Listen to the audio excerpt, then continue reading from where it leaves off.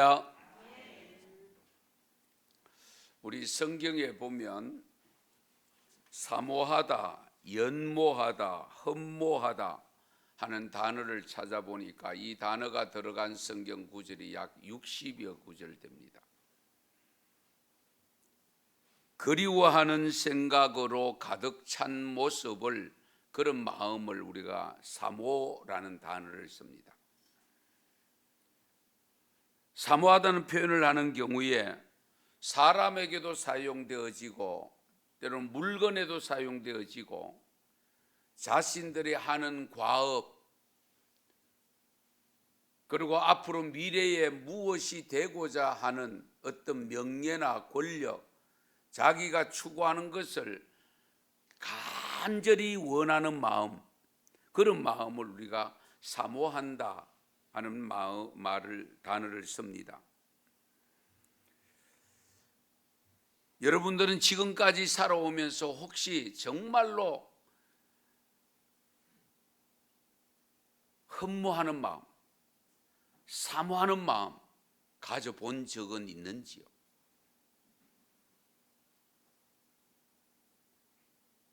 아니면은 차제에 멀리는 두고라도 지금 현재 최근에 살아가면서 나름대로 여러분들이 사모하는 마음, 흠모하는 마음 있습니까?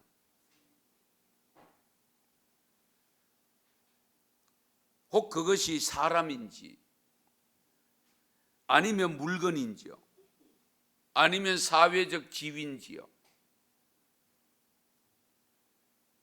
아니면 성공입니까? 무엇을 사모하면서 삽니까? 아무런 생각 없이 살고 있습니까? 우리는 하나님을 믿는 믿음으로 천국을 소망하면서 살아가는 사람들입니다. 그렇다면 성도로서 영생을 소망하며 사는 우리가 사모해야 될 것은 무엇일까? 오늘 본문 시편 19편 9절 10절에 보면 여호와를 경외하는 도는 정결하여 영원까지 이르고 여호와의 법도 진실하여 다 의로우니 금 곧 많은 순금보다 더 사모할 것이며 꿀과 송이꿀보다 더 달도다. 여호와를 경외하는 도, 하나님의 말씀을 말합니다. 그 말씀을 사모하는데 무엇보다 더 사모했냐? 많은 순금보다 더 사모한대요. 이 많은 순금이 어느 양이냐? 그 양은 여기서 결정이 안 되어 있습니다만은 그 양 순금 이래놔도 그한데 많은 순금보다 더 사모한다. 오늘날 용어로 하면 많은 돈보다, 재물보다 더 사모한다, 그 뜻이잖아요.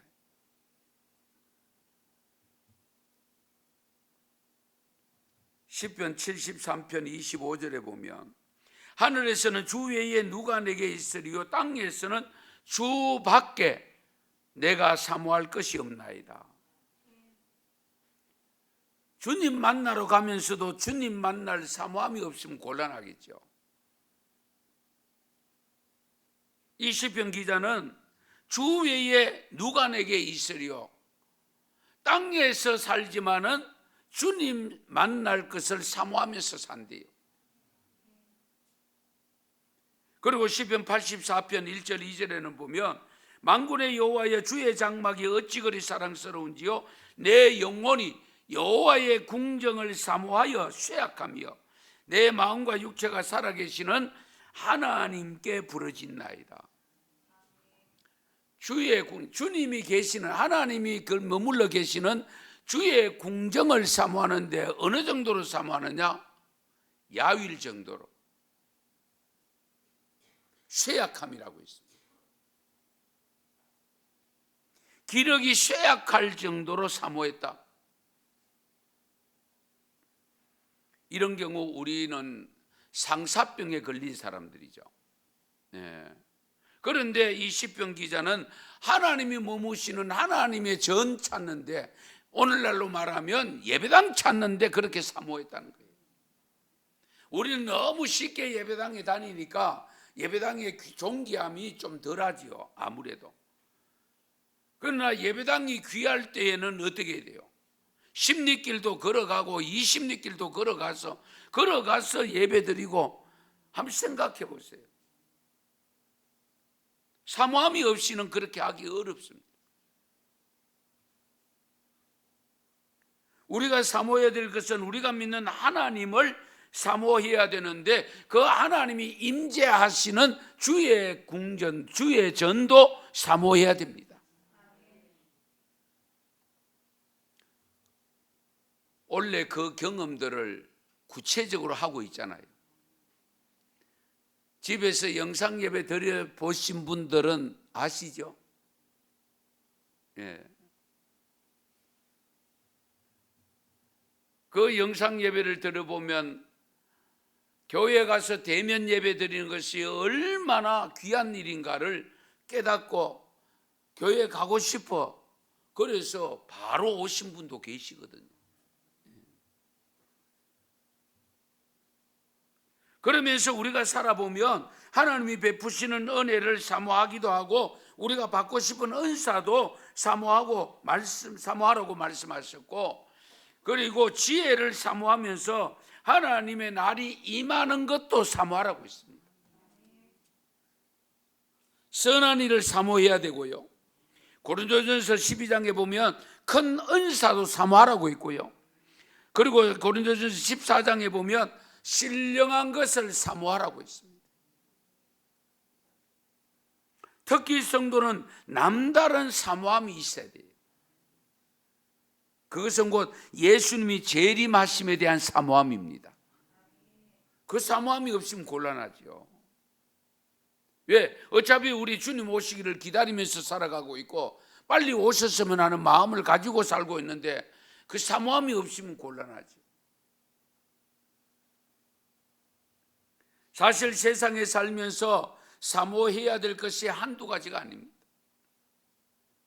그래서 사모해서는 안 될 것도 있다고 성경에 일러주고 있습니다. 에스겔서 20장 24절 말씀에 보면 우상을 사모하며 멸망한다고 했습니다. 디모데전서 6장 10절 말씀에 보면 돈을 사랑함이 일만하게 뿌리가 되나니 이것을 탐내는, 요 탐낸다는 단어가 사모한다는 단어입니다.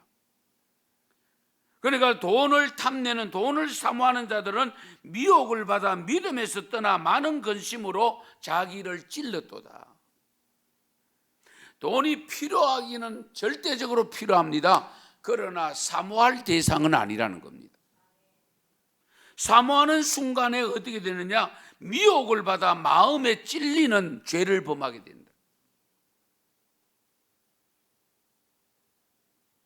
이 외에도 사모하지 말아야 될 것이 많이 있습니다. 부정직한 재물에 사모하지 말아야 되고, 배우자 외에 다른 이성을 사모하지 말아야 되고, 악한 일 사모하지 말아야 되고, 신앙에 덕이 되지 않는 일, 이런 일은 사모하지 말아야 되죠. 하지만 우리가 반드시 사모해야 될 것을 오늘 주신 말씀에서 말씀하고 있는 내용이 하나님 말씀 사모하라는 겁니다. 우리가 신앙생활하는 성도들은 필수적으로 사모해야 될 것이 하나님의 말씀인데, 오늘 베드로는 뭐라고 고백을 했는가 하니까 신령한 저지라고 표현했습니다. 젖은 저지인데 엄마의 저지 아니고 신령한 저지라고 했습니다. 영적인 양식이다, 그 말이잖아요. 영적인 양식. 그러면서 오늘 시편을 통해서 왜 우리가 하나님의 말씀을 사모해야 되느냐, 그리고 베드로서에도 보면은 구원에 이르는 지혜가 자란다고 했습니다. 구원에 이르도록 자라게 하기 때문에 우리는 그 말씀을 사모해야 됩니다. 우리가 구원을 받은 자로서 믿음이 성장해야 되고 성숙되어져 가야 되잖아요. 그렇게 성장하고 성숙되어지는 과정이 잘 되려고 하면은 말씀을 사모해야 말씀을 제대로 먹기도 하고 그러잖아요. 말씀을 먹어야 그 말씀이 내 속에 들어와서 나를 변화시킬 수 있잖아요.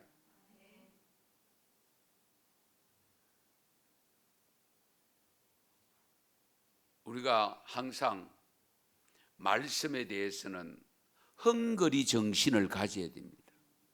헝거리 정신, 배고픔의 정신을 가져야 됩니다. 먹어도 또 허기지다, 이런 경우가 있잖아요. 가끔 한창 소화 잘 시킬 때, 청소년 시절에, 청년 시절에 먹고 돌아서면 배가 고프고 또 먹어야 되고, 우리가 영적으로 이런 경우들이 되어져야 돼요. 예. 여러분 잘 아시는 대로 2002년도 월드컵 될 때 히딩크 감독이 우리 축구 대표팀 감독을 맡아서 할 때에 그때 유명한 일화가 있잖아요. 16강전에 통과했을 때에 16강만 통과해도 괜찮다라고 여겼습니다. 그런데 그때 히딩크가 나는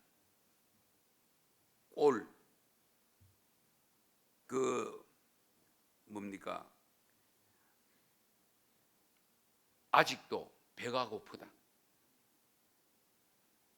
I am still hungry라고 했습니다. 나는 아직도 배가 고프다. 예. 나는 아직도 배가 고프다. 그 말은 뭡니까? 16강 만족 못한다. 골을 더 넣고 싶다. 그 말이거든요. 그래서 이 표현을 우회적으로 표현했는데 그것이 그 당시에 굉장히 많은 사람들에게 자극을 주고 감동을 주는데, 그래서 4강까지 올라간 거예요. 이제는 고인이 됐습니다마는 스티븐 잡스, 유명한 분이잖아요. IT 업계에. 그 스티븐 잡스가 2005년도에 6월 달에 스탠포드, 미국의 유명한 대학입니다. 졸업식에 축사를 부탁을 받고 축사를 갔습니다. 그때 축사한 내용 중에 일부 내용을 소개하면 이런 내용입니다. 만족하는 자 성장하지 못하고, 아는 자 새로운 것을 얻지 못한다. 배부른 자 미래를 열지 못하고, 안다는 생각에 사로잡힌 자 창조하지 못한다. 만족하지 마라. 다 안다고 생각하지 마라. 철저하게 헝거리 정신을 다 지금 일러주고 있습니다. 만족하지 않는 마음, 다 안다고 생각하지 않고 부족한 것이 많다고 생각하는 것이 바로 헝거리 정신입니다. 이 정신이 있을 때에 새로운 것을 창조해낼 수 있다, 그 말입니다. 그래서 우리 성경에도 고린도전서 10장 12절에 보면 그런즉 선줄로 생각하는 자는 넘어질까 조심해라. 우리가 정상에 다 올랐다고 생각하면 내려올 생각해야 되잖아요. 그러나 아직도 올라가야 될 것이 남았다고 하면은 어떻게든지 올라가려고 하잖아요. 거기에 발전이 있는 겁니다. 거기에 성장이 있는 겁니다. 우리가 하나님의 말씀에 대해서도 이와 같은 헝거리 정신이 필요합니다. 시편 107편 9절의 말씀에 보면 그가 사모하는 영혼에게 만족을 주시며 줄인 영혼에게 좋은 것으로 채워주심이로다. 사모하는 영혼을 만족해 주신대요. 줄인 영혼, 배고픈 영혼에게는 채워주신대요. 영혼이 배고픈데 뭘 채워주시겠어요? 말씀 채워주시지.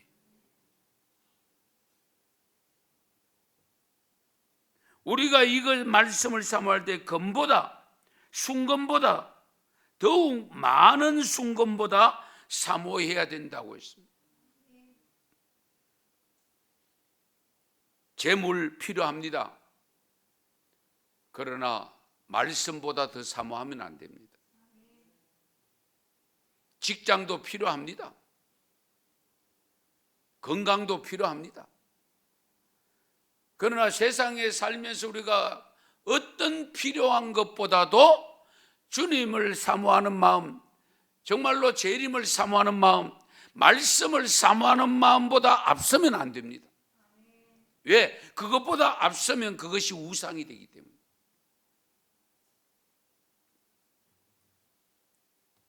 그러면 우리가 여호와 하나님의 말씀을 묵상하고 정말로 금보다 순금보다 더 사모해야 되는데, 사모해야 될 이유가 뭐냐? 말씀을 왜 그렇게 사모해야 되느냐? 오늘 시편 19편에서 다 밝혀주고 있습니다. 첫째가 하나님의 말씀은 영혼을 소성시키기 때문입니다. 오늘 본문 7절에 보시면 여호와의 율법은 완전하여 영혼을 소성시키며 영혼을 회복시킨다. 시편 119편 40절 말씀에도 보면 내가 주의 법도들을 사모하여 사오니 주의 의로 나를 살아나게 하소서. 주의 법으로 말씀으로 나를 살아나게 하소서. 영혼을 회복시켜 주소서. 하나님은 충분히 가능하죠. 왜? 말씀으로 창조하신 분이에요. 없는 데서 있는 것으로 만들어 주신 것이 도구가 말씀이니까. 그래서 여호와의 말씀인 율법이 죄를 깨닫게 하고 죄의 형벌이 무엇인가를 가르쳐 주지만 한편으로 말씀이 완전해서 결국 타락한 인간을 하나님이 창조하셨던 본래의 인간의 모습으로 회복시켜 주십니다. 말씀. 그래서 우리가 말씀에 점점 더 가까이 다가갈수록 우리는 더욱더 성공적인 신앙이 되는 겁니다. 내가 말씀과 멀어져 있으면 영적으로 영양실조에 걸려 있을 수 있습니다. 그러나 내가 하나님의 말씀을 정말 사모하는 마음 가지고 매일 말씀을 펴고 읽고 묵상하고 또 외우고 이런 과정 속에 있으면 내 영혼이 건강하게 자라고 있는 겁니다. 영적으로는 비만이 없습니다. 육은 비만이 있지만 영은 비만이 없습니다.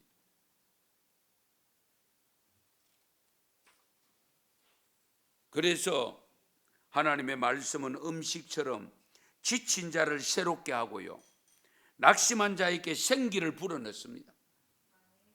인간의 완악한 마음을 변화시키고 본래의 하나님의 형상으로 변화시켜 줄 수 있는 것이 말씀입니다. 가끔 간증을 들으면 전부 그렇잖아요. 말씀으로 내가 이렇게 변화되었다. 최근에 이재철 목사님이 이미 은퇴를 하신 분입니다만은 간증이 지금 유튜브가 도는 것을 여러분 아마 보신 분도 들어 계실 겁니다. 완전히 술 주중뱅이였다고 했잖아요. 술 주중뱅이. 예. 교회 다니면서도 술 주중뱅이로. 그런데 아내가 자기를 버리지 아니하고 이혼하지 아니하고 끝까지 지킨 것은 하나님께서 내게 맡겨준 신랑이라는 것을 사명으로 알고 자살하려고 몇 번이나 밖으로 나가서 공원으로 거닐고 떨어질 자리를 거느렸지만은 결국 하나님의 뜻을 발견하고 돌아와서 눈물로 일기장에 써놓은 그 글 보고 변화되어져서 목사가 되어져서 앞서가는 위대한 목사로 자리매김을 하고 계시는 분이잖아요. 말씀이 그렇게 만든 겁니다. 그래서 우리 예수님도 사람이 떡으로만 살 것이 아니요 하나님의 입에서 나오는 말씀으로 사느니라. 말씀은 영혼을 소성시킵니다. 두 번째로 이 말씀은 지혜를 주십니다. 오늘 본문 7절 하반절에 보면 여호와의 증거는 확실하여 우둔한 자를 지혜롭게 하며 시편 119편 130절 말씀에도 보면 주의 말씀을 열면 빛이 비치어 우둔한 사람들을 깨닫게 하나이다. 우둔한 사람을 깨닫게 한다. 그래서 성경 열심히 읽고 말씀 속에 들어간 사람 치고 안 똑똑한 사람 없어요. 그런데 문제는 너무 똑똑해가 문제지. 그렇죠? 예. 어쨌든 이 하나님의 말씀은 지혜를 주십니다. 그래서 디모데후서 3장 15절에도 또 어려서부터 성경을 알았나니 성경은 능히 너로 하여금 그리스도 예수 안에 있는 믿음으로 말미암아 구원에 이르는 지혜가 있느니라. 구원에 이르는 지혜가 성경에 있다. 성경에.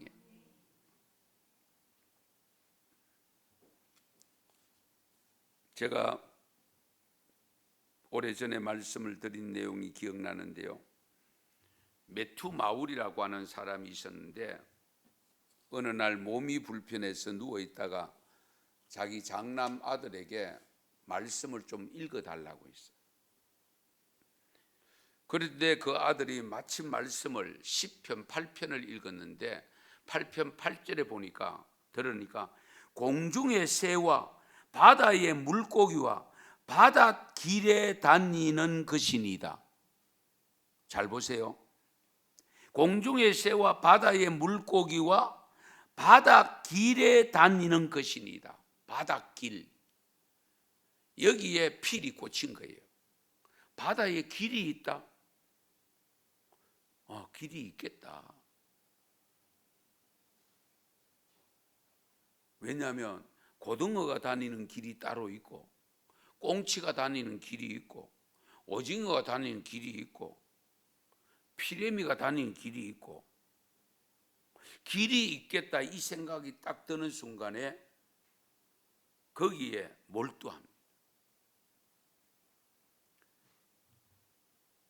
그러면서 몇 번에 반복해서 읽을 때에 아들에게 이런 말을 건넸다고 합니다. 하나님이 바다에 길이 있다고 하였으니 틀림없을 거야. 이제 찾으러 가야지. 드디어 몇 년 만에 해도에 기입할 수 있는 해류를 발견합니다. 바다 항해를 하면 우리 최지삼 잘 아시죠? 해도가 있습니다. 그 해도 안에 해류, 바다에 가면은 물이 흐른다고 제가 몇 번 말씀드렸죠. 그냥 평평하게 아무 없이 그냥 있는 것 같으나 당기는 것, 바다 밑속에 들어가면 조류가 얼마나 빨리 흐르는지 모릅니다. 천천히 흐를 때도 있고 빨리 흐를 때도 있고. 그러니까 너무 심하게 흐르면 오징어 낚시가 안 됩니다. 왜? 내리면은 바로 내려가 직선을 내려가야 되는데 화살 완전히 비스듬히 내려가기 때문에 오징어 낚시가 잘 안 됩니다. 그래서 이 사람이 해양학의 최초 교과서가 된 The Physical Geography of the Sea, 그래서 해양학의 기초 교과서를 썼고요. 그리고 해양학의 아버지라는 칭호를 받게 됩니다. 하나님 말씀 성경 읽다가 그렇게 된 거예요. 말씀을 사모하여 가까이 하면 말씀을 통해서 주시는 하나님의 지혜를 받아서 지혜롭게 살아가는 성도가 될 줄로 믿습니다. 그 다음에 세 번째, 하나님의 말씀은 우리의 마음을 기쁘게 한다고 했습니다. 오늘 본문 시편 19편 8절 상반절에 보면 여호와의 교훈은 정직하여 마음을 기쁘게 하고, 예레미야 15장 16절 말씀에도 보면 만군의 하나님 여호와시여 나는 주의 이름으로 일컬음을 받는 자라 내가 주의 말씀을 얻어먹어 싸우니 주의 말씀은 내게 기쁨과 내 마음의 즐거움이 오나. 주의 말씀은 내게 기쁨과 내게 즐거움이다.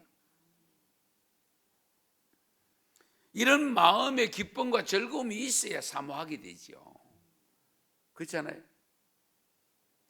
음식도 맛이 있어야 더 먹고 싶고 또 먹고 싶고 그런 거 아니겠어요? 그래서 하나님의 말씀을 우리가 꿀송이 꿀보다 더 달다는 말 표현을 했습니다마는 어쨌든 말씀이 우리의 마음을 기쁘게 하기 때문에 그런 겁니다. 시편 119편 143절에 보면 환난과 우환이 내게 미쳤으나 주의 계명은 나의 즐거움이니이다. 여러 가지 세상에 살다 보면 환난을 만날 수 있습니다. 슬픈 일 당할 수 있습니다. 그러나 그때에 하나님의 말씀을 펼치고 말씀 읽으면 말씀을 통해서 얻는 기쁨이 있다는 거예요.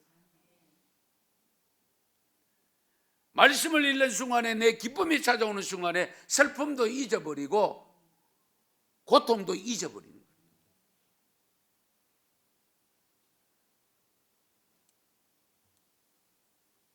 그러므로 여러분들이 이렇게 코로나로 인해서 전부 우울증에 걸리는 환자가 많다고 하는데요, 집에서 뭘 합니까?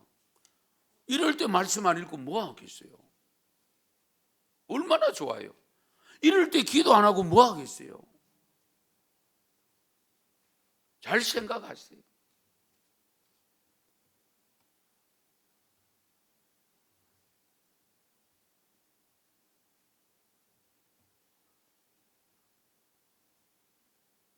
우리가 살아가는 삶 속에 여러 가지 환경들이 있습니다마는 나에게 우울함을 주고 근심과 걱정을 주고, 세상은 그렇잖아요. 살아보면 늘 좋은 것만 주지 않습니다. 아픔도 주기도 하고. 그럴 때에 사람 찾으러 다니지 마시고 하나님 말씀 찾으세요. 말씀을 펴고 말씀을 읽으면 하나님께서 우리의 나의 마음을 치유해 주셔서 기쁨을 주십니다. 말씀을 통해서 즐거움을 주십니다. 그것을 여러분들이 직접 경험해 보셔야 됩니다. 제가 아무리 여기서 말씀을 전해도 여러분들이 실행하지 않으면 경험이 될 수가 없습니다. 말씀 듣고 오늘부터 해보자. 그리고 말씀을 펴고 정기적으로 말씀을 묵상하고 그렇게 나가면 아하, 진짜 말씀이 나에게 기쁨을 주는구나, 감사함을 주는구나, 내게 지혜를 주는구나. 그렇게 되어지면 말씀을 더 사모하게 되어지고 더 많이 읽게 되어지고 더 가까이 다가가게 되는 겁니다. 그런 역사가 있기를 바랍니다. 그 다음 네 번째 하나님의 말씀은 우리의 눈을 밝게 한다고 했습니다. 오늘 보면 8절 하반절에 보면 여호와의 계명은 순결하여 눈을 밝게 하시도다. 물론 여기 있어 눈은 육안은 아닙니다. 안경을 벗게 하신다 그 뜻은 아닙니다. 영안을 밝게 하신다. 성경은 훌륭한 안과 의사처럼 슬픔과 죄로 어두워진 눈을 밝게 만들어 주시고, 해를 바라보면 눈이 멀게 되지만은 계시의 햇빛을 보면 볼수록 우리는 더욱더 깨우침을 받아서 영적으로 밝은 영안을 가지고 남이 보지 못하는 하나님이 주시는 비전을 바라보고 살아가게 됩니다. 얼마나 좋습니까? 그래서 말씀은 영적 안약과도 같습니다. 영적으로 눈이 어두워 잘 보이지 못할 때에 말씀을 읽으면 말씀을 통해서 내 눈을 활짝 열어주십니다. 전에 보지 못했던 것을 보게 만들어 주십니다.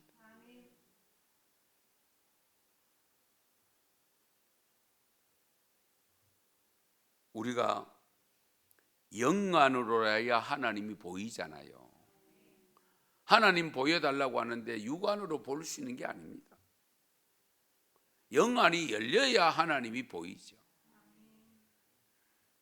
영안이 밝아야 거짓 선지자도 분별해낼 수 있고, 영안이 밝아야 성령과 사탄도 구분할 수 있습니다.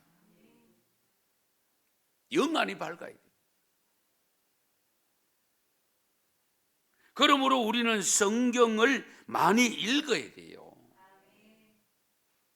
말씀을 자꾸 들어야 돼요.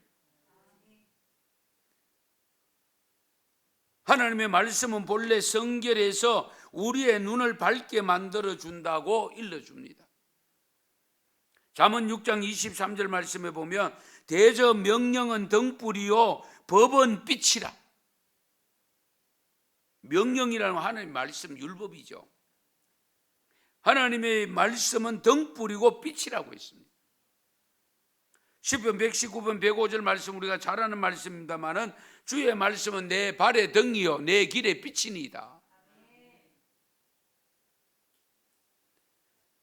하나님의 말씀이 우리가 가야 할 길을 밝혀 가게 만들어 주신다, 그 말씀이잖아요.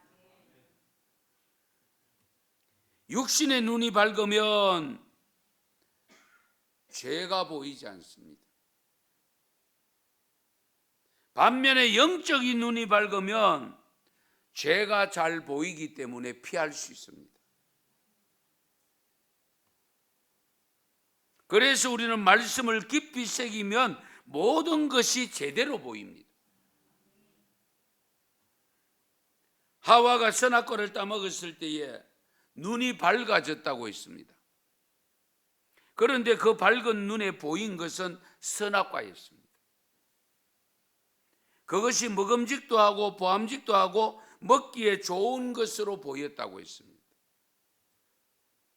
그건 영안이 밝아진 것이 아니고 육안이 밝아진 겁니다. 죄의 눈이 밝아진 겁니다. 하나님의 말씀인 성경을 가까이 하면, 말씀을 가까이 하면 영적 시력이 밝아서 죄를 잘 분별해내기 때문에 죄 짓지 않는 경건한 삶으로 이어집니다.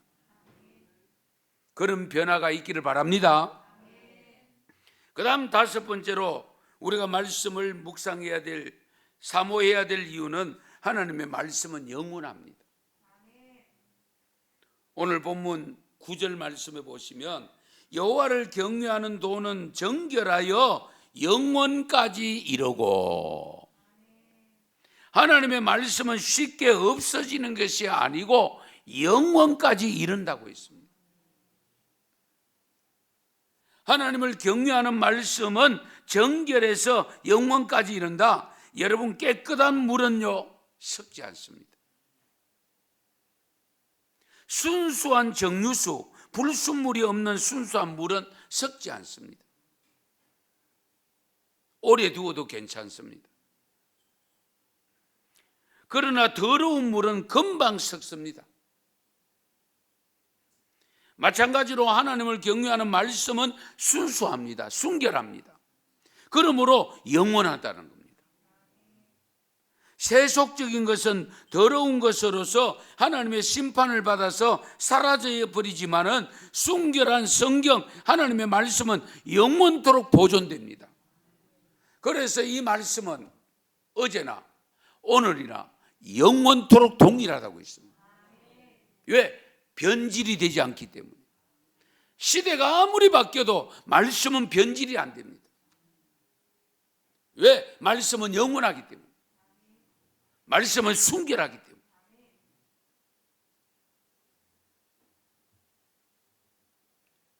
모세오경에서 하나님이 이스라엘 백성들에게 율법을 주실 때에 사용한 표현이 대대로 지킬 영원한 규례니라. 이렇게 하면 대대로 지킬 영원한 규례. 요한일서 2장 17절 말씀에도 보면 이 세상도 그 정욕도 지나가되 오직 하나님의 뜻을 행하는 자는 영원히 거하느니라. 하나님의 뜻, 말씀을 행하는 자는 영원히 거한다. 왜? 말씀이 영원하니까. 그 말씀대로 사는 사람도 영원히 거한다는 거예요.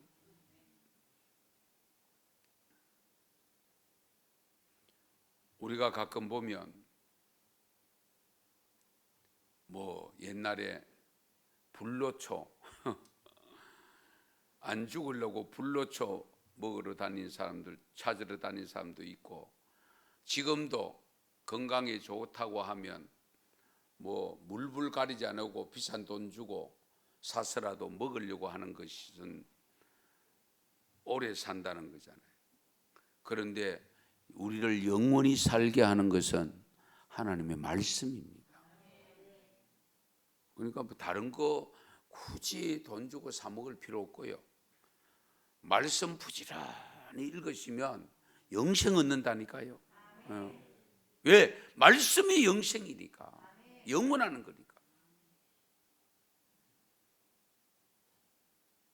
그래서 우리가 말씀을 대할 때에 어떤 마음가짐을 가져야 하는가를 말씀한 곳이 여러 곳이 있는데, 신명기 4장 2절에 보면은 내가 너희에게 명령하는 말을 너희는 가감하지 말고 내가 너희에게 내리는 너희 하나님 여호와의 명령을 지키라. 가감하지 말고 영원히 지키라. 그래서 하나님의 말씀을 우리가 진리라고 하잖아요. 왜? 변하지 않기 때문에. 진리는 변하지 않습니다. 시대에 따라 변하는 건 진리 아닙니다, 여러분.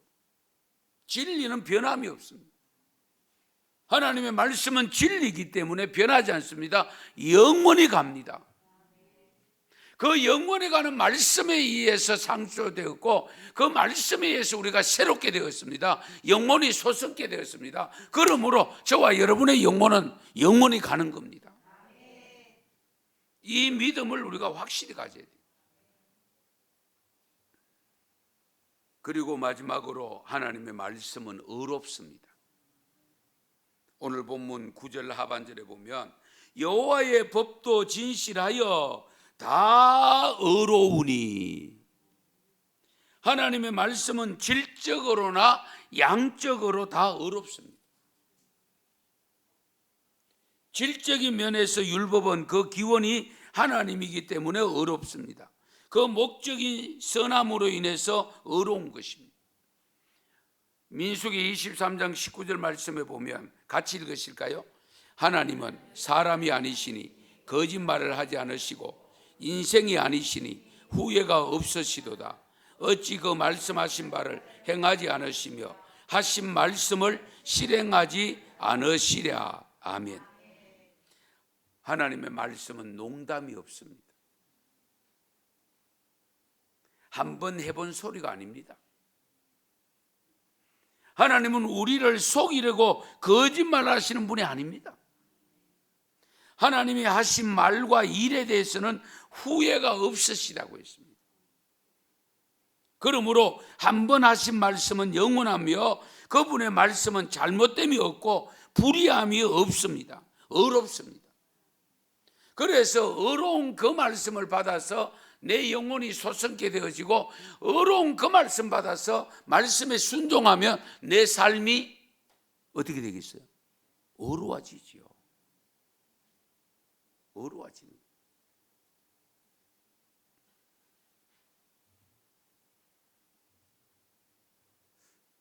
그러므로 하나님께서 한 번 하신 말씀은 영원하시고 그분의 말씀이 잘못됨이 없고 불의함이 없기 때문에 의로운 그 말씀을 받아서 우리가 의롭다 칭함을 받고 영생을 얻은 자로 살아가고 있습니다.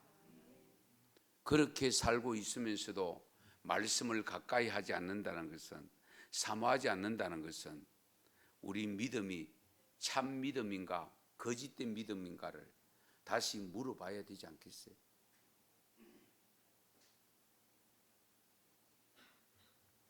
이와 같이 하나님의 말씀이 영혼을 새롭게 회복시키고 우둔한 자를 지혜롭게 하고 마음을 기쁘게 하고 눈을 밝게 하고 영원하고 의로운 것인데, 그러므로 우리는 이렇게 귀한 하나님의 말씀을 사모하며 살아야 됩니다. 세상의 그 어떤 보물보다도 어떤 재물보다도 더 사모해야 됩니다.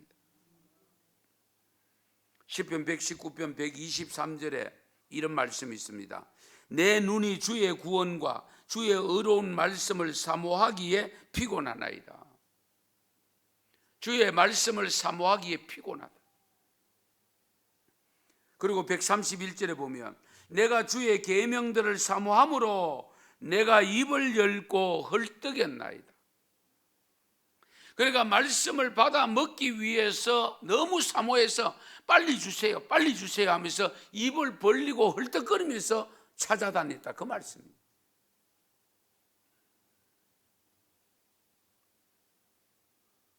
에스겔 3장 3절 말씀에도 보면 내게 이르시되 인자야, 내가 네게 주는 이 두루마리를 내 배에 넣으며 내 창자에 채우라 하시기에 내가 먹으니 이것이 내 입에서 달기가 뭐 같더라?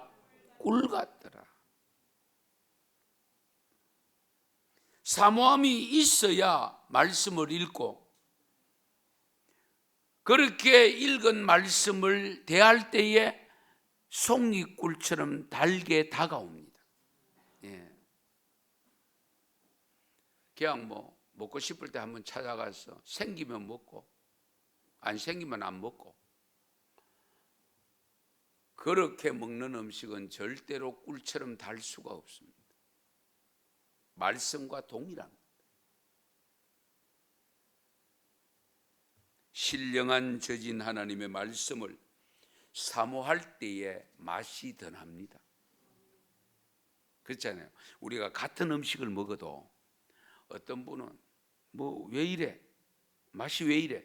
이러는데 어떤 분은 이게 어떤데? 너무 맛있구만. 똑같은 음식인데도. 그렇잖아요. 마찬가지로 우리가 똑같이 성경이에요. 그런데 하나님의 말씀을 가까이 하지 않는 사람은 그 말씀이 뭔데? 뭐 그렇구만은 뭐. 그런데 은혜 받은 사람은 어떤가? 이 말씀 안 보이나? 말씀 한 봐라, 읽어봐라. 이 말씀 때문에 내가 막 잠을 못 잤다. 이제 이 정도 돼야 되지 않겠어요? 예. 그러면 우리가 하나님의 말씀을 사모해야 될 또 다른 이유가 있어요. 잘 들으세요.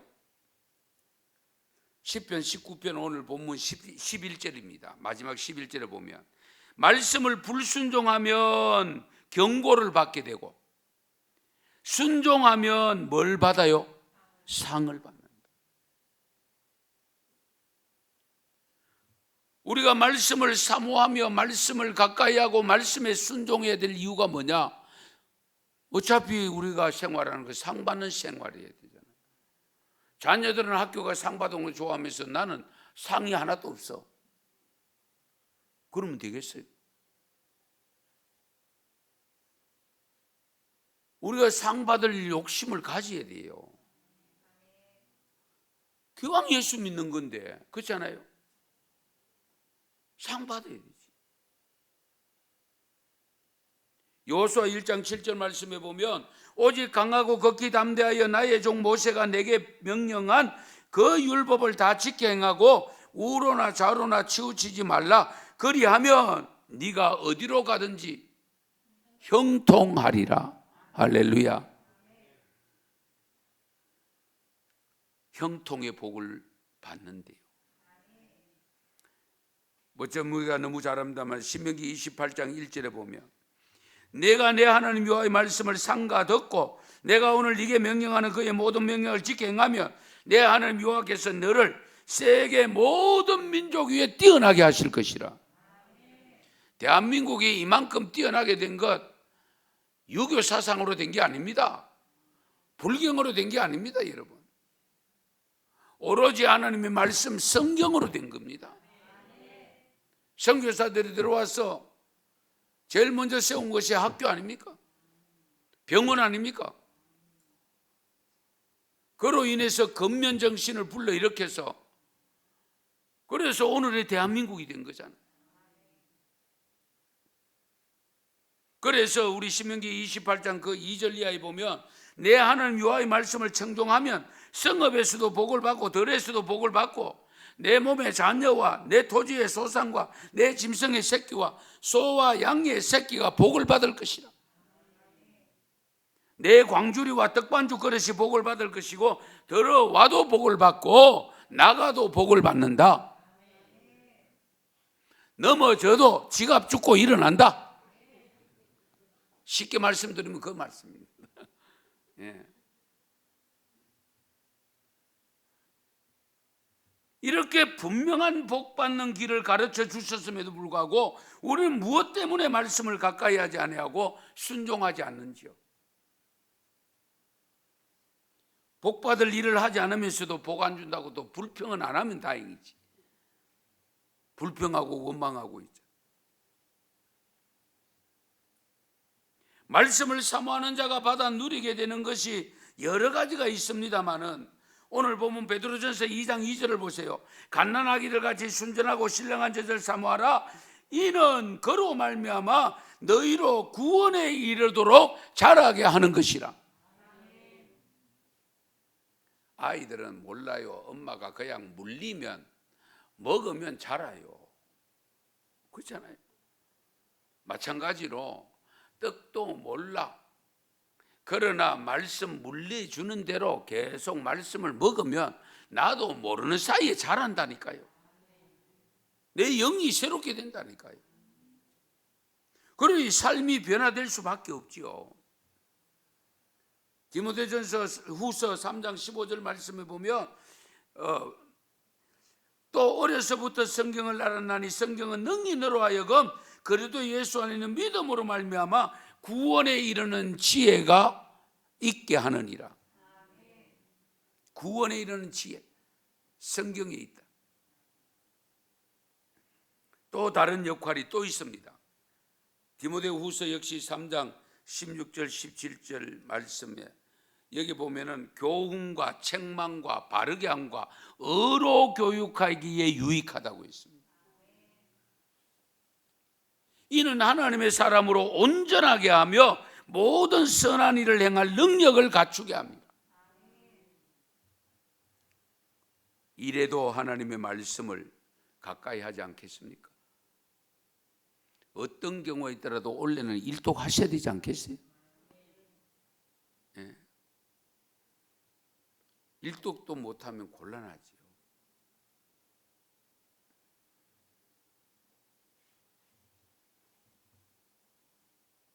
파라 깊이 파라. 얕게 파면 너 죽는다. 뿌리도 깊게 팔수록 좋다. 좁은 길이다. 깊이 파고 깊이 깨닫고 깊이 믿어라. 어설프게 파면 의심밖에 남는 것이 없다.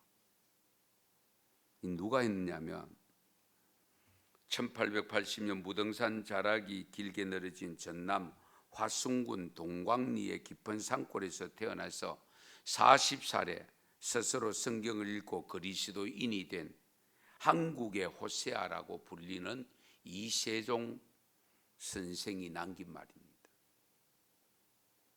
신학교 가면 이 분을 대해서 조금 듣게 되는데요. 그냥 뭐 일반 성도들은 잘 모릅니다. 한국의 호세아라고 했습니다. 스스로 깨달은 그 이치를 말한 것인데요.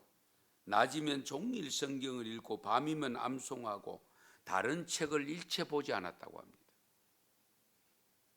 성경을 깊이 묵상할 것을 권하고 있고 깊이 팔수록 좋다고 했습니다.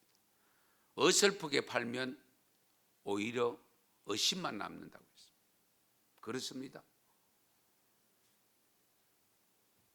설무당이 사람 잡는다고 성경 제대로 모르면서 어설프게 알면 있던 신앙마저도 문제가 생깁니다. 알면 바로 알아야 됩니다. 바로 알기 위해서는 사모해야 됩니다. 깊이 파고 들어가야 됩니다. 사랑하는 성도 여러분, 오늘 저는 붙드는 부흥회를 왜 합니까? 옛날에 부흥회를 말씀 사경회라고 했습니다. 말씀 사경이에요. 아마 다 기억하실 겁니다. 말씀을 보다 집중적으로 듣는 기회를 가지는 거예요. 그럼 담임 목사한테 들은 것만 해도 많은데 뭘 또 다른 목사님까지 모셔가지고 들으려고. 그런데 왜 엄마가 해주는 밥 싫다고, 아내가 해주는 밥 싫다고 외식은 왜 하는데요? 그렇지 않습니까? 내 영양은 엄마가 해주고 아내가 해주는 것으로 채워집니다. 그러나 외식은 어떤 역할을 하느냐? 그때에 받아 먹지 못했던 것 맛보는 기회가 됩니다. 새롭게.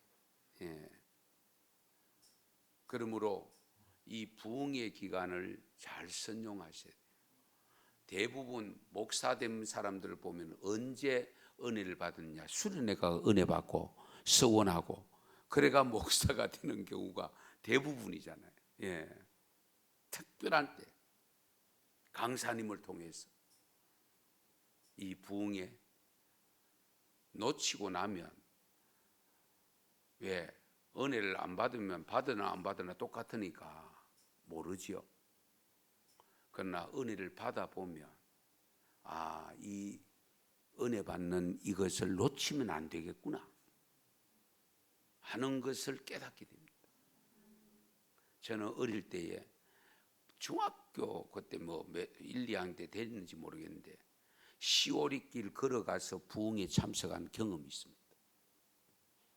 하도 유명한 강사 전도사님이 오셔가지고 성령에 불이 붙어가지고 능력이 나타나니까 우리 교회 할 때, 본교회 할 때에 봤거든요. 그러니까 그 멀리 떨어진 교회에서 한다고 할 때도 같이 간 거예요. 은혜 받으러 간 거예요.